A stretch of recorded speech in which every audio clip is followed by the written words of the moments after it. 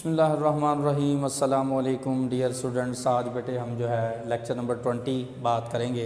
Exercise new exercise है, exercise 4.3 board के point of view से मोस्ट इम्पॉर्टेंट एक्सरसाइज।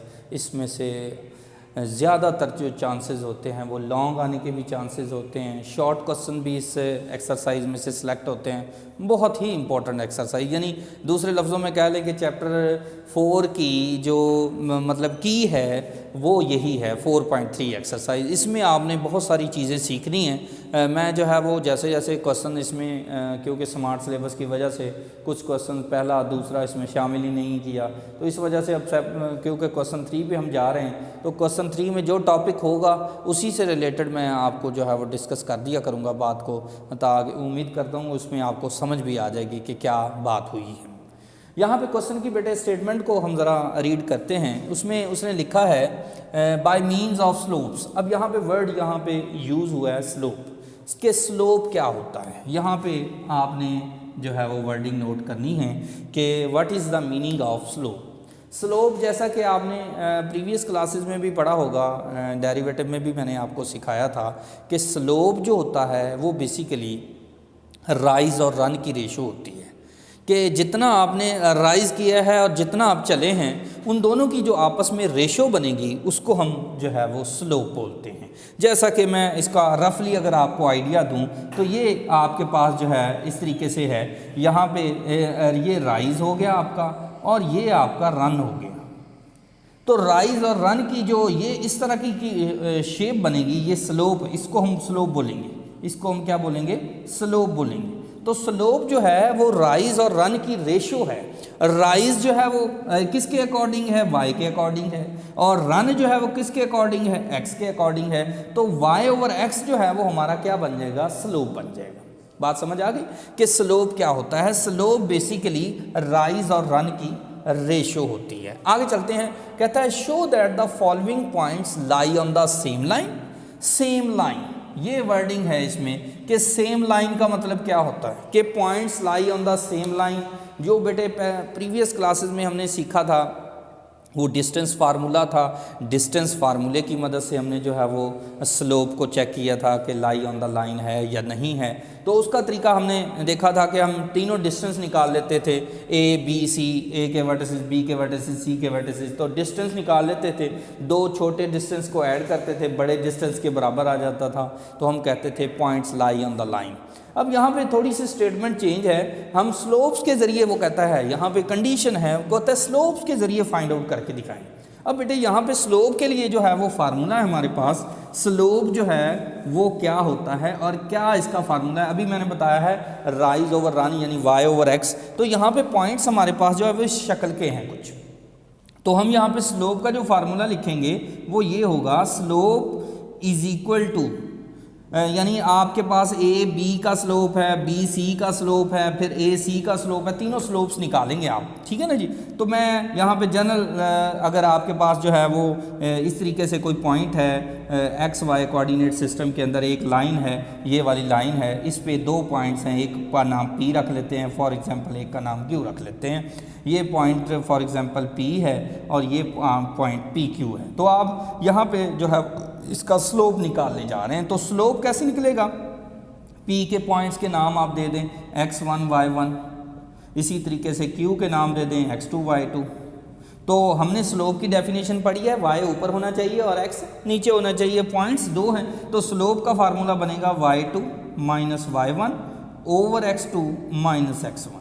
ये बेटे स्लोप का फार्मूला है और ये आपने स्लोप यहाँ से इस तरीके से फार्मूले से कैलकुलेट कर लेना है। ए बी फिर ए सी फिर बी सी, ये तीनों स्लोप्स अगर इक्वल आ जाएंगे तो हम कहेंगे points lie on the same line, और अगर नहीं आएंगे तो हम कहेंगे points does not lie on the same line.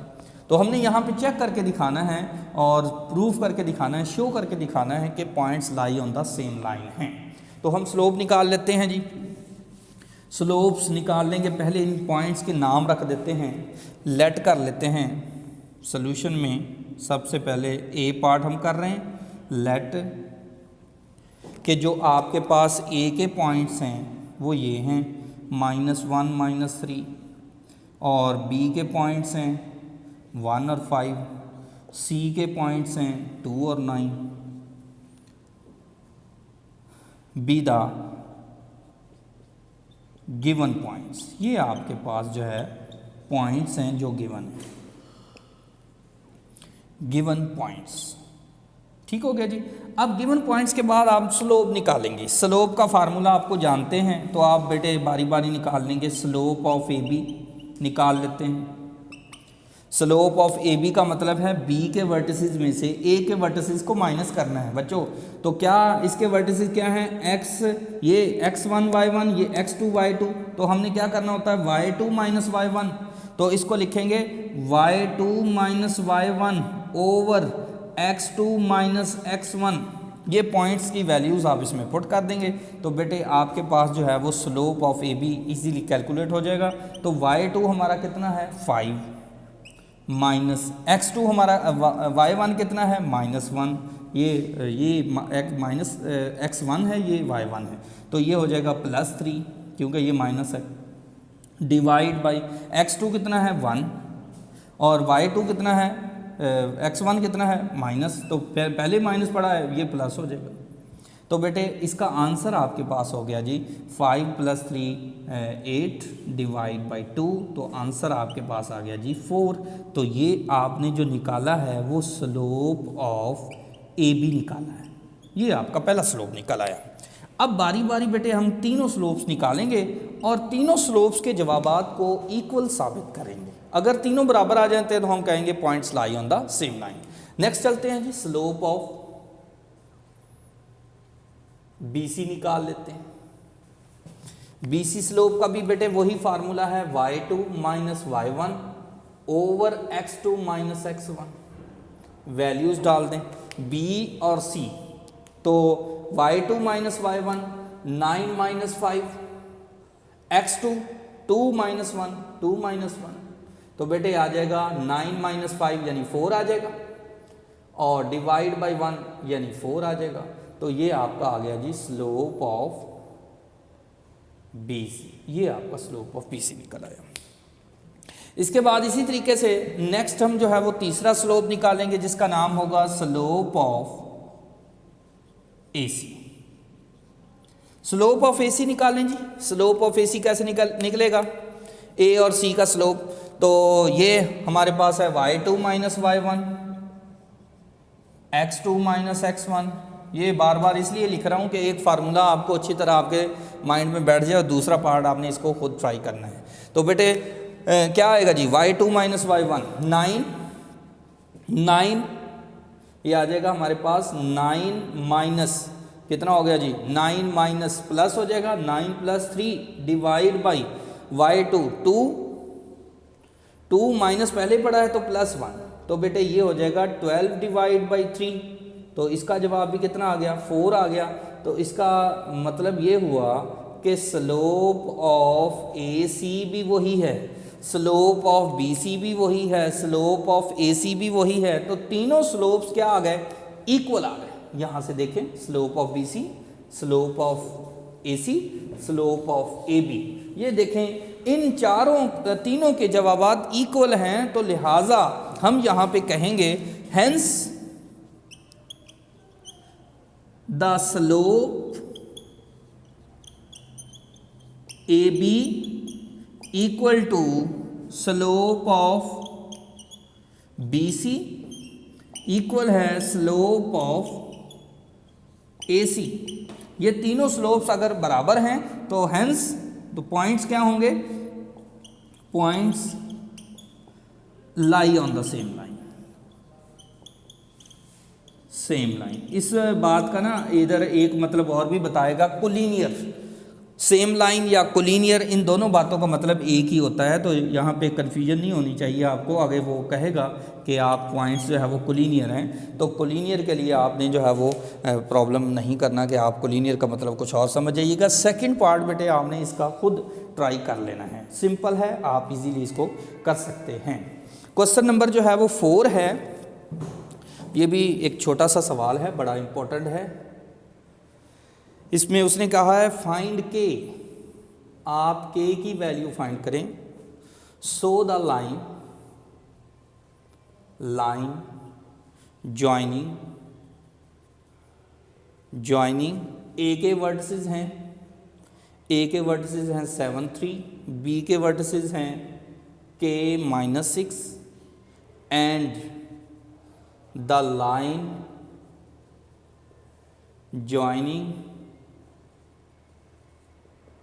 Joining C के वर्टिसेस हैं -4 और 5 कहता है, और डी के वर्टिसेस हैं -6 और 4 आर। आगे कंडीशंस कुछ बता रहा है। पहली बात कह रहा है पैरेलल हो तो तब के की वैल्यू क्या होगी, और दूसरी बात वो कहता है सेकंड में तब आप के की वैल्यू निकालें जब परपेंडिकुलर हो। अब यहाँ पे दो बातें आ गई हमारे पास, पॉइंट्स जरा टैली कर लेते हैं। ए के वर्टिसेस हैं 7 3, बी के वर्टिसेस हैं k -6, सी के वर्टिसेस हैं -4 एंड 5 और डी के वर्टिसेस हैं -6 और 4, और कहता है पॉइंट्स पैरेलल हैं, परपेंडिकुलर हैं, तो k की वैल्यू निकाल दें। आप आराम से इसको क्वेश्चन को कर सकते हैं। कैसे जी, स्टेटमेंट जो है वो यहाँ पे चेंज हुई है। यहाँ पे स्टेटमेंट जो है वो ये है, क्वेश्चन की स्टेटमेंट पहले पढ़ते हैं। क्या पूछ रहा है वो, कहता है k की वैल्यू निकालें, पॉइंट्स पैरेलल है। पैरेलल के लिए नई बात कि क्या होते हैं पॉइंट्स पैरेलल, कब होते हैं पॉइंट्स पैरेलल, जब स्लोप्स जो हैं वो इक्वल आ जाएं।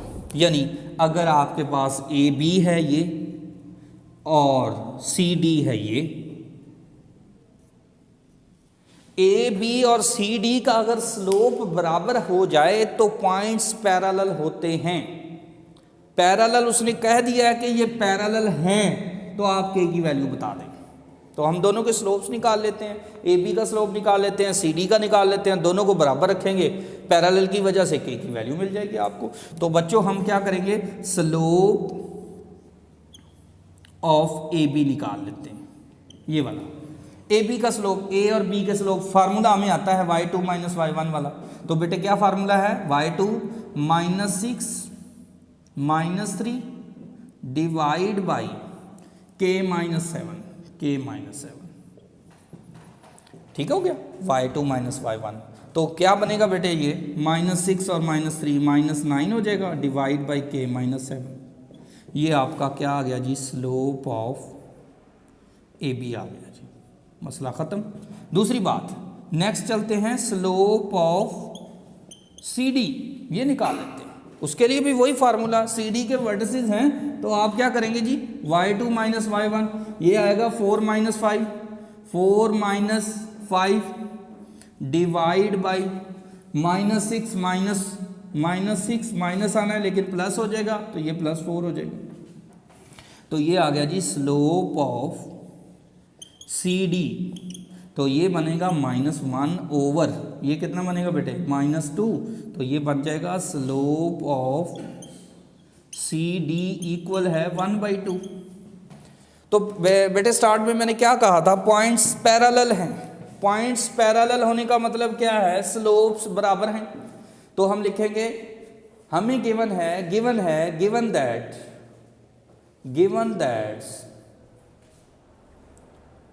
That points are parallel, so slopes are equal,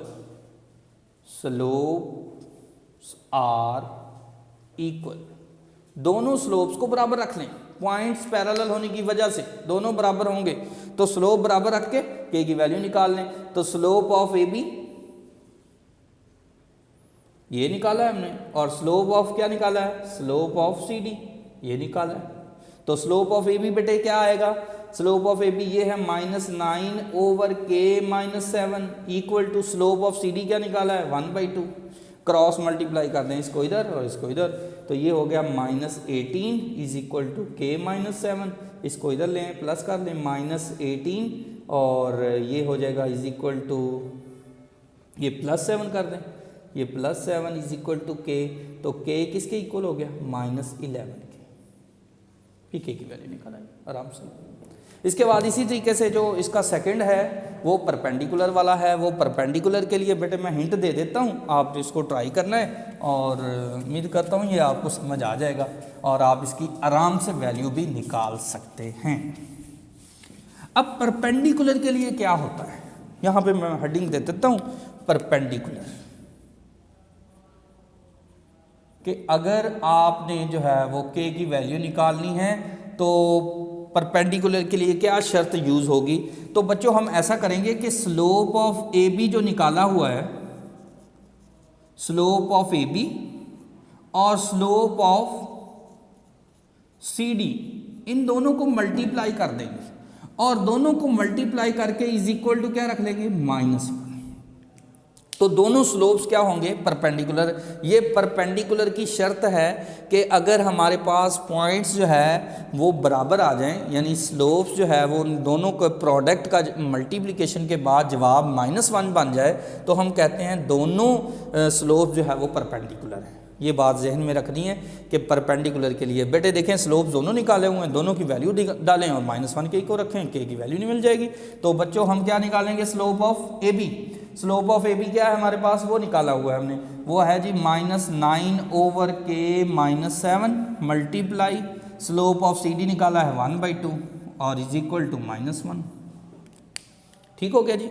अब आप इसको मल्टीप्लाई कर दें तो ये बन गया -9/2 × k-7 इज इक्वल टू -1। इसके नीचे 1 लिखकर क्रॉस मल्टीप्लाई कर दें, ये इधर मल्टीप्लाई और ये इधर मल्टीप्लाई, तो ये हो जाएगा -9 इज इक्वल टू -2 × k-7 और इसको मल्टीप्लाई करें -9 इज इक्वल टू -2k और ये यहाँ से ये प्लस हो जाएगा प्लस 7⁴।